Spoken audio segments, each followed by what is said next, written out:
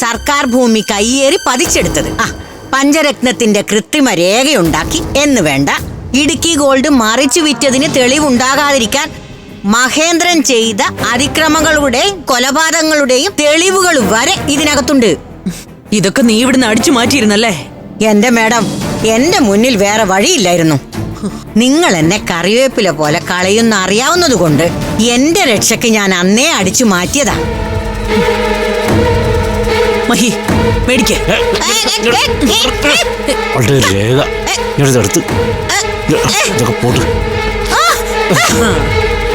ഇപ്പം തീർന്നല്ലേ നിന്റെ പിടിവള്ളി. ഇനി നീ എന്ത് ചെയ്യും? അതെ, ഈ നിമിഷം നീ ഇവിടെ ഇറങ്ങിക്കണം, ഇല്ലെങ്കിൽ വലിച്ച് കീറുന്നു ഞാൻ. മഹേന്ദ്രന്റെ സ്വഭാവം നിനക്കറിയാലോ.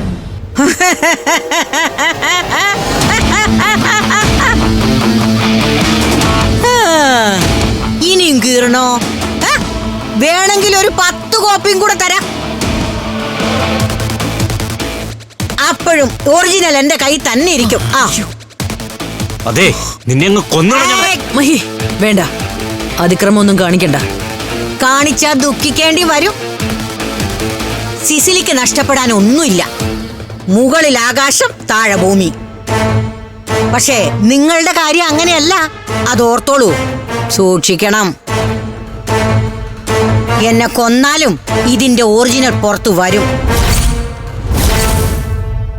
എന്നെ 2 ദിവസം കാണാതിരുന്നാൽ ഇതിന്റെ ഒറിജിനൽ പോലീസ് സ്റ്റേഷനിലും പത്രക്കാർക്കും കൊടുക്കാനുള്ള ഏർപ്പാടുണ്ടാക്കിയിട്ടുണ്ട് ഞാൻ. എന്റെ കൊലപാതകത്തിന് ഉറപ്പായും നിങ്ങൾ 2 പേരും അഴി എണ്ണേണ്ടി വരും.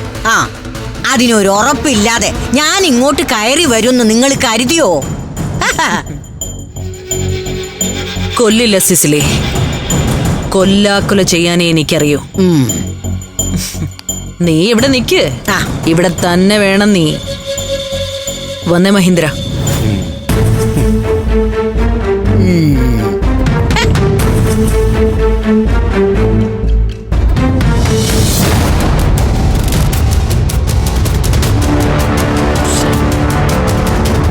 ചേച്ചി, അവളെ കൊണ്ട് സകല രേഖകൾ ഇവിടെ കൊണ്ട് വരികട്ടെ ഞാൻ.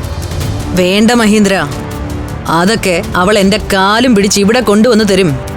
ഇപ്പൊ നമ്മളായിട്ടൊന്നും ചെയ്യണ്ട. ചേച്ചി വല്ലാണ്ട് പേടിക്കുന്നുണ്ടോ? പട വന്നിട്ട് പേടിച്ചിട്ടില്ല, പിന്നെയല്ലേ ഈ പുഴു.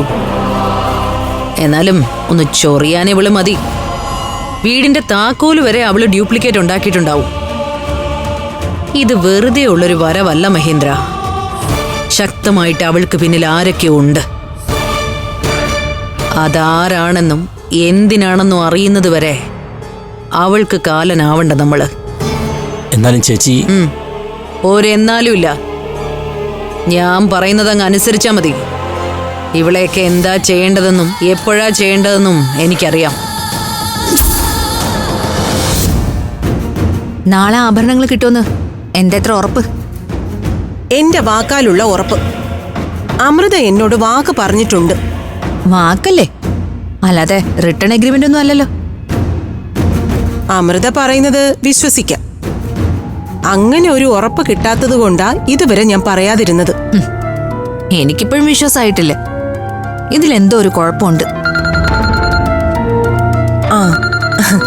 കണ്ടോ, ദാ വിളിക്കുന്നു.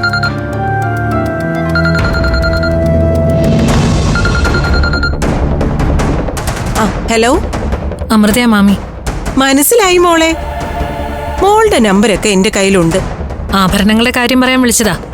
എന്താ, എന്തെങ്കിലും പ്രശ്നമുണ്ടോ? പ്രശ്നമൊന്നുമില്ല. പക്ഷേ ആഭരണം തരുന്നതോടെ എല്ലാം അവസാനിപ്പിച്ചേക്കണം. എന്താ അവസാനിപ്പിക്കണോന്നാ നീ പറയുന്നേ? ഞാൻ അച്ഛൻ്റെ കൊടുക്കാം.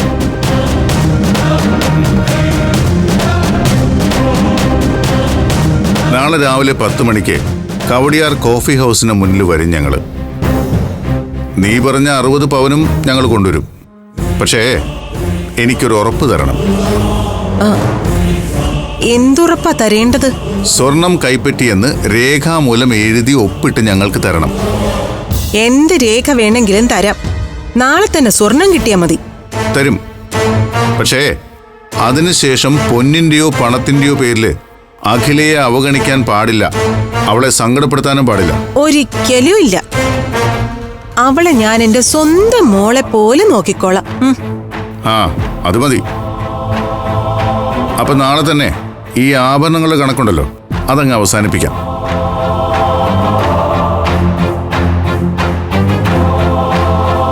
കേട്ടല്ലോ, ഇപ്പൊ വിശ്വാസമായല്ലോ നിനക്ക്?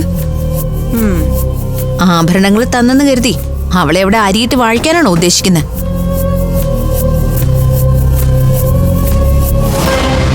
സ്വർണം കിട്ടിക്കഴിഞ്ഞാ അത് ഞാൻ നിനക്ക് തരും. എന്ന് വെച്ചാ അത് നിന്റെ സ്വന്തം ആണെന്നൊന്നും ധരിക്കരുത്. എന്റെ മോന് കിട്ടുന്ന സ്ത്രീധനോ അത്, മനസ്സിലായോ? ഫ്ലവേഴ്സ് ഒരുക്കുന്ന കാഴ്ച വസന്തം യൂട്യൂബിൽ പ്രേക്ഷകർക്ക് ലൈവായി കാണാം. ഫ്ലവേഴ്സ് കോമഡിയിൽ ജോയിൻ ചെയ്യൂ, ആസ്വദിക്കൂ.